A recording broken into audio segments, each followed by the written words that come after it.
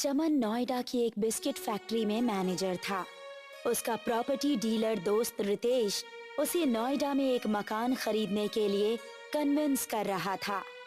चमन, तुम्हें मकान पसंद आया या नहीं? हाँ, मकान तो बहुत पसंद आया, लेकिन थोड़ा वीराने में है। 24 साल में पूरी कॉलोनी बन जाएगी वहाँ।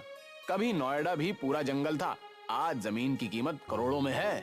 अभी खरीद लोगे तो सस्ते में निपट जाओगे, आगे तुम्हें फिर नोएडा में जमीन खरीदने को नहीं मिलेगी। चमन रात 9 बजे घर पहुंचा।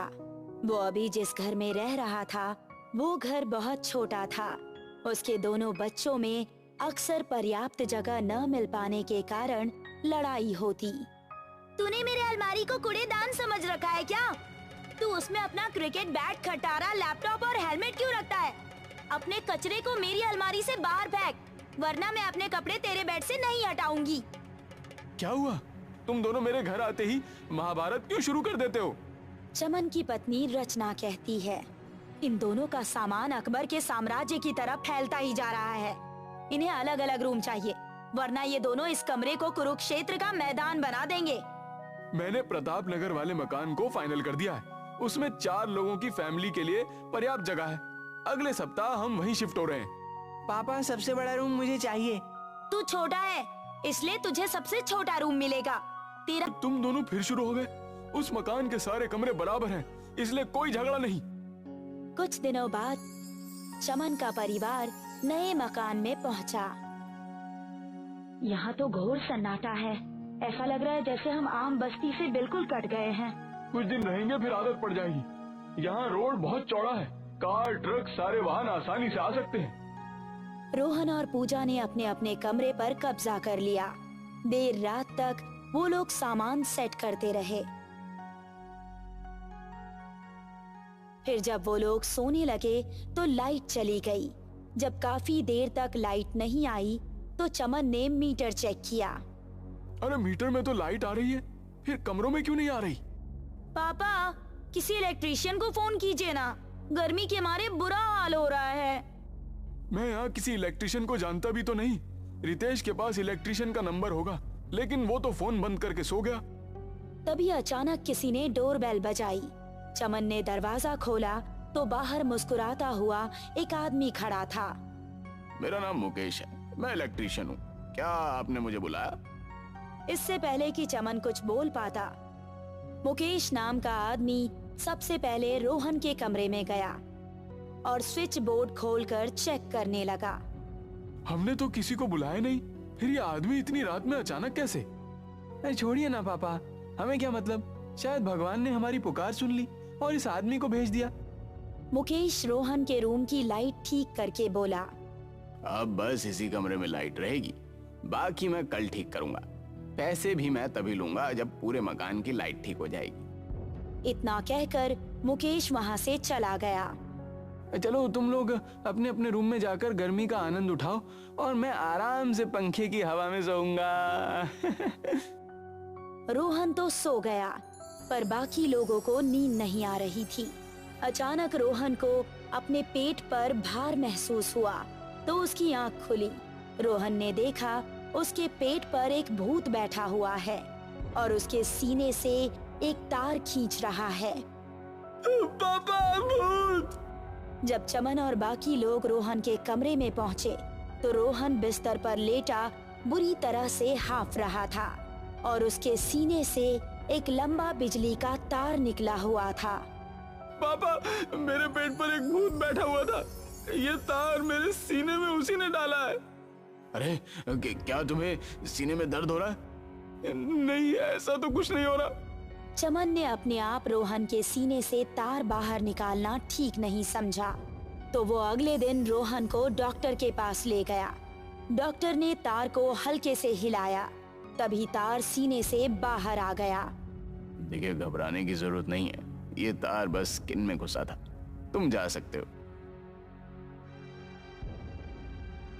रात में इलेक्ट्रिशियन फिर से चमन के घर आया और इस बार पूजा के कमरे की लाइट ठीक करके चला गया।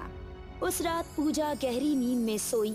अचानक पूजा को अपने शरीर में बिजली का झटका महसूस हुआ। जब उसकी आंख खुली तो उसने देखा कि उसके पूरे शरीर में तार और बल्ब लिपटे हुए हैं।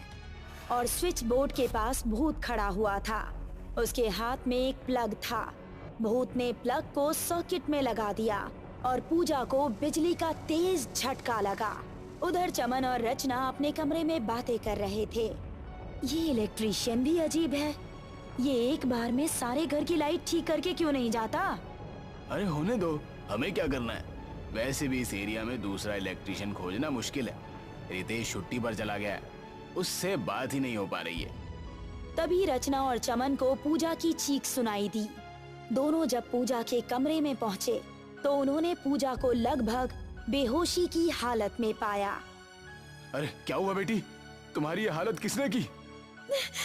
यहाँ एक भूत था पापा, उसने मुझे करंट लगाया। ये सब क्या हो रहा है इस घर में? कल रोहन के सीने में किसी ने वायर डाल दिया और आज पूजा को करंट लगाया।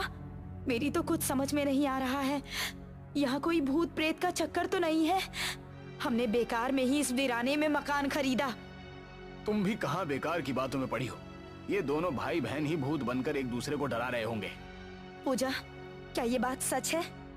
नहीं मम्मी, मैंने रोहन को नहीं डराया।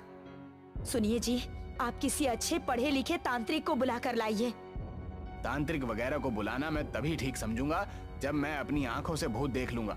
इन शैतान बच्चों की बातों पर मुझे यकीन नहीं है। अगली रात इलेक्ट्रीशियन फिर से चमन के घर में पहुंचा। सुनिए, क्या आप यहाँ कहीं आसपास रहते हैं? नहीं, मेरा घर तो बहुत दूर है। मैं तो बस यूं ही भटकते हुए यहाँ पहुंच जाता हूँ, लोगों की मदद के लिए। हाँ, आज आप पूरे घर की लाइट ठीक कर दीजिए प्लीज। आज मैं सारा काम निपटा दूंगा। मुकेश पूरे घर की लाइट ठीक करके चला गया। आज हम लोग भी चैन से सोएंगे। आपने उस इलेक्ट्रीशियन को पैसे तो दिए ही नहीं। अरे हाँ, मुझे तो ध्यान ही नहीं रहा। चमन तुरंत घर के बाहर पहुंचकर इलेक्ट्रीशियन को देखने गया, लेकिन इलेक्ट्रीशियन उसे कहीं भी नहीं मिला। चमन घर लौटकर रचना से बोला, वो आदमी तो पता नहीं कहाँ गायब हो गया। अगर कभी दिखेगा तो उसे पैसे दे दूंगा। चलो अब सो जाते हैं, 3 दिन से मेरी नींद पूरी नहीं हुई है। चमन सो गया, लेकिन रचना को नींद नहीं आ रही थी। उसे अपने बच्चों की चिंता हो रही थी। आधी रात के करीब रचना की थोड़ी देर आंख लगी तो किसी की भयानक हंसी से उसकी आंख खुल गई। रचना ने देखा कि चमन के बराबर में एक भूत बैठा हुआ है। भूत ने चमन के माथे में प्लग घुसा रखा है और चमन के पेट पर कपड़े प्रेस कर रहा है। रचना, तेरे भी गरम गरम प्रेस लगा दूंगा। रचना बुरी तरह से चीखी। भूत प्रेस छोड़कर गायब हो गया। रचना ने चमन के माथे से प्लग बाहर खींच लिया। माथे पर कोई घाव नहीं था। मुझे तो पूजा और रोहन की चिंता हो रही है। चमन और रचना रोहन के रूम में गए। रोहन पंखे से बंधा हुआ था और भूत स्विच बोर्ड के पास खड़ा था। क्या कहते हो, चला दूं पंखा? चमन, हनुमान जी की मूर्ति लेकर आइए। चमन जैसे ही हनुमान जी की मूर्ति लेने गया, भूत गायब हो गया। रोहन, तुम अभी भी कुछ देर ऊपर ही टंगे रहो, मैं पूजा को देखकर आती हूँ। रचना जब पूजा के कमरे में पहुंची तो उसने देखा पूजा भूत को नाच दिखा रही है। भूत पानी गर्म करने वाली रॉड लिए बैठा हुआ था। नाचते रहो वरना ये रॉड तेरी कमर पर छुआ दूंगा। पूजा, इस कमीने के सामने मत नाचो तुम। तू भी नाच कर दिखा वरना तेरे भी ये रॉड लगा दूंगा। उधर रोहन के कमरे में चमन रोहन को पंखे से नीचे उतार रहा था। रोहन ने जब रचना की आवाज सुनी तो वो तुरंत पूजा के कमरे में पहुंचा। इस बार रोहन ने भी भूत को देख लिया। जैसे ही रोहन ने हनुमान जी की मूर्ति भूत के सामने रखी तो भूत गायब हो गया। अब तो आपको मेरी बात पर यकीन हो गया है ना? जल्दी से जाकर किसी को बुलाइए और इस घर की शुद्धि करवाइए। हमने जल्दबाजी में बहुत बड़ी गलती कर दी है। गृह प्रवेश करने से पहले हवन वगैरह जरूर कर लेना चाहिए था। उस रितेश ने हमें ये मकान दिलवाकर हमारे साथ जरूर कोई चालाकी की है। चमन ने रितेश को फोन किया। जब उसने फोन नहीं उठाया तो वो रितेश के घर भी गया, लेकिन रितेश के घर पर ताला लगा हुआ था। अरे इसने मुझे उल्लू बनाया। आखिर चमन एक पंडित को अपने घर लेकर गया। पंडित ने मकान के सभी कोनों में एक एक नींबू रखा और अगले दिन नींबू चेक किए। सारे नींबू काले पड़ चुके थे। देखिए, इस घर में किसी आत्मा का वास है। क्या कोई अनजान व्यक्ति इस घर में आया था? अनजान व्यक्ति तो नहीं आया था। आया था पापा, आया था। वो इलेक्ट्रिशियन एक अनजान व्यक्ति ही था। अरे हाँ, वो इलेक्ट्रिशियन। हमारे घर पता नहीं कहाँ से एक इलेक्ट्रिशियन आया था। वो बिना पैसे लिए हमारे घर की बिजली ठीक करके चला गया। वो इलेक्ट्रिसिटी से ही जुड़ी चीजों से हमें सता रहा है। कभी करंट, कभी प्रेस, तो कभी इलेक्ट्रिक रॉड। कल मैं इस घर की शुद्धि करूंगा, तब सारा मामला साफ हो जाएगा। बस आज की रात तुम लोगों को सावधान रहना होगा। उस रात चारों लोग एक ही कमरे में सोए। वास्तव में वो सोए ही नहीं, उन्होंने बस सोने का नाटक किया। जब भूत कमरे में आया तो वो चारों उठकर बैठ गए। हम तुम्हारा इंतजार कर रहे थे। आज हमें किस तरह सताने वाले हो? भूत अपने साथ स्टेडियम में लगने वाली बड़ी सी लाइट लेकर आया था। आज मैं इस लाइट को जलाऊंगा। इस लाइट की रोशनी इतनी तेज है कि तुम लोगों को अंधा कर देगी। और एक बात बता दूं कि मैं कल नहीं आऊंगा। मुझे पता है कि कल तुम लोगों ने एक पंडित को बुला लिया है। भूत ने लाइट का प्लग सर्किट में लगाया, लेकिन लाइट जली ही नहीं। हमने पूरे घर की इलेक्ट्रिसिटी काट दी है और पंडित को भी अभी बुला लिया है। पंडित जी अचानक से बेड के नीचे से निकले और भूत पर अपनी राख मारी। भूत एक आत्मा में बदल गया। कौन हो तुम और इन लोगों को क्यों सता रहे हो? मेरा नाम मुकेश है। ये घर मेरा था। रितेश ने एक पुलिस वाले के साथ मिलकर मेरे ऊपर चोरी का झूठा इल्जाम लगा दिया। पुलिस वाले ने मुझे मारकर मेरी लाश को गायब कर दिया। फिर रितेश ने और उस पुलिस वाले ने चोरी के हर्जाने के रूप में मेरी बीवी बच्चों से ये मकान छीन लिया। मेरे बीवी बच्चे सिकलापुर में रह रहे हैं। उन्हें ये घर वापस करो, तभी मुझे शांति मिलेगी।